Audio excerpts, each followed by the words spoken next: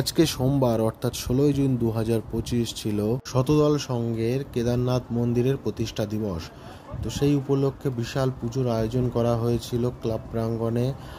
আর এখানে সন্ধ্যে থেকে চলছিল বাবার গান, আর মায়ের পুজো শুরু হলো একটু রাত হলেই। এখানে মায়ের মূর্তির সাথে সাথে ভগবান শিবেরও মূর্তি আছে বিদ্যমান। তো আমি গিয়েছিলাম একটু রাত করেই, আর বৃষ্টিতে ভিজেও গেছিলাম। গিয়ে মাকে প্রণাম করে তারপরে প্রসাদ নেওয়ার জন্য বসে পড়লাম। তার কিছুক্ষণ পরেই প্রসাদ দেওয়া শুরু হলো। অনেকটা ফাঁকাও হয়ে গিয়েছিল যদিও। এই যে দিয়েছিল পোলাও এবং আলুর দম, দারুণ ছিল প্রসাদ। তারপর রাত প্রায় 1টা বাজে, সেই কারণে খেয়ে দিয়ে বাড়ির উদ্দেশ্যে রওনা দিলাম।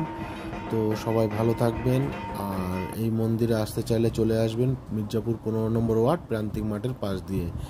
জয় শিব, জয় মা কালী, শুভরাত্রি।